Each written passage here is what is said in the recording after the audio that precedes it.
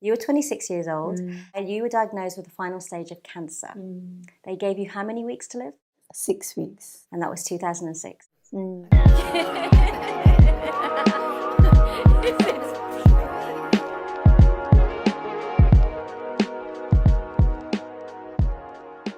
So today I'm really excited because I met Rashida about 2 weeks ago and I feel like she's like a soul sister for sure because we both live in the same town.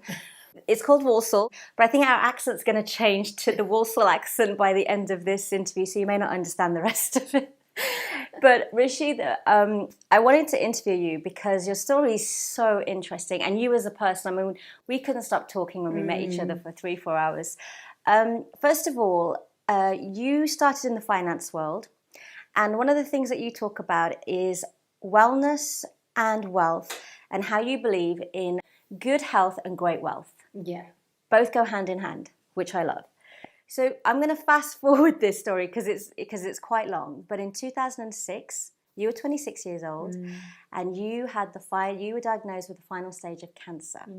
They gave you how many weeks to live? 6 weeks. And that was 2006. So I always believe that, you know, the universe, the only way it can wake us up is by shaking us up. That was your shake up, right? Your wake up call. How did you go from being given 6 weeks to being here today in 2019? The first thing I can say is, I guess it wasn't my time to go, right? So one of my fundamental beliefs is that when you arrive on this planet, it's already written when you're born and when you're going to pass. So that's the first thing. It was because I wasn't meant to go. But what happened in that moment, like you said, you know, we don't get changed until like the world has shake us or circumstance. I realized and learned how connected we are to our body. And in the process, and actually at that time, it was a process out of fear. You know, all the chemotherapy, all the treatment and everything that you hear about, you know, that word cancer and all the stories you hear. So out of that, at that time, out of fear, I made some decisions. And what I realized later is those decisions were actually paramount to self-healing.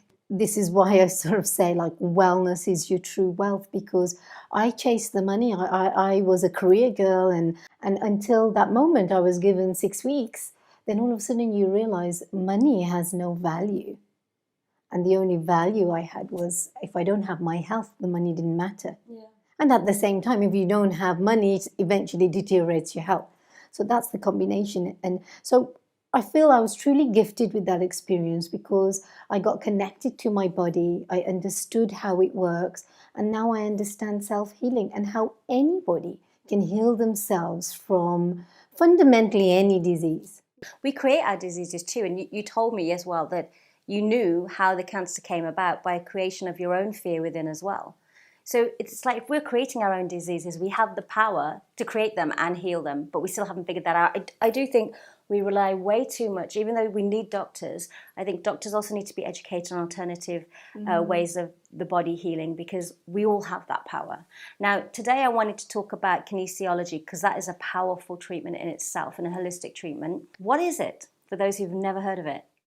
Basically, with everything that we do, think, or move, even that slightest thought, something moves in the body. So the body has become like a memory bank, and it collects every single memory, every single thought, and stores it in your conscious, in your subconscious, in your muscles, and all of those things. So kinesiology is the practice of using gentle muscle pushing and accessing muscle memory, so you can access all of those things. And then literally you have a conversation with the body to bring out awareness. And so you can remove those blockages that we collect throughout our everyday life, throughout our upbringing, our past experiences. They simply get stuck in the body.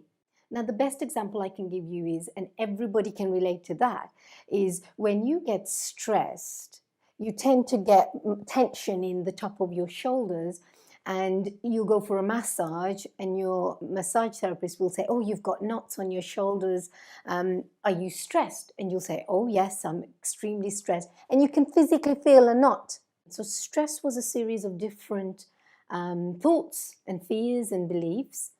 And what happened is they got stuck in the body. Became heavy and dense, that created into a physical mass that literally made your muscles knot up, inflame, and create a knot that you could feel. And when pushing it, it hurts. So imagine that's one knot there. Imagine all the blockages that could appear anywhere in the body. And why people heal from sessions of kinesiology, because the natural state of the body is to heal itself. For me, kinesiology is where the body will not lie. You can lie, but your body won't lie. So show everybody how you showed me what my name is and how my body told me my name was Poonam or my name is Rashida. Yeah. Right, so we're going to do a brief demonstration for you of how my body can't lie. This is how I believe kinesiology works with the energy in the body. So show everybody. So it's not a lie detector, first of all, though it's a good use of it. Actually, you're right, a lie detector. Especially for parents and children. So I just want you to say, my name is Poonam. My name is Poonam. And hold. So your body knows that very much. So your name is Poonam. And then I want you to just repeat, my name is Rashida. My name is Rashida. And hold. So there you go. Try to hold. Even pretend you're Rashida. There's no way that your body can hold that, because you're not Rashida. No. So what happens is there becomes a delay in that conviction. I'm Poonam, of course. So your body said.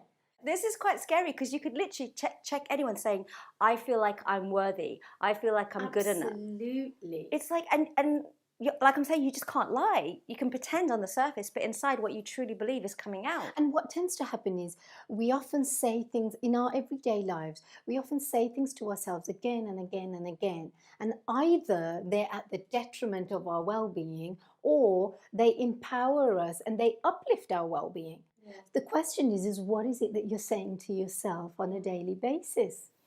So what I want to know finally is, how has kinesiology affected, changed, or helped your life overall? Like before, I always used to believe that we're bound by circumstance and we're bound by our past as well.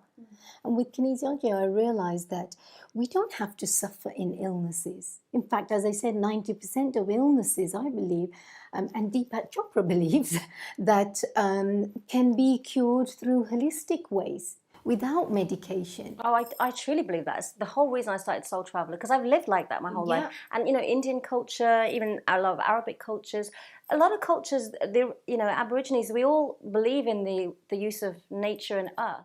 And that's all we had at the time. So if that still works, where did we change to? So for me, it's changed my vision of the world. And how now I know, like, I can help so many people to understand how they can heal themselves. Look, when it's your time to die, you'll die. I'm not somebody who can save your life. I know you have the power within you to live the life that you want up until that last moment. And I know, I don't know you, but I know your energy. And people might think it's crazy, but when you say you meet somebody and you can feel, oh, there's something not quite right. When I met Rashida 2 weeks ago, I remember she said, let's meet. And I was like, oh, it's Friday morning. I'm in bed. And she's a mom. She gets up early. So we met. And I remember I could have spoken to you for about 4 or 5 hours. We had to cut it short because she had her kid there. But when I left you, the energy in me after our conversation, just the uplifting, the connection, the conversation was so positive and very spiritual that you can feel how it's affected you, and where you came from 2006 of having 6 weeks to live to being here, teaching people how to live healthily and with good wealth. This was your purpose. Yeah. Well, I'm so glad our accent hasn't changed badly yet. Right. The cameras are going to roll off and we'll go back into our Walsall accent. But it was a pleasure to meet you. And I can't wait for so much. my private session off camera.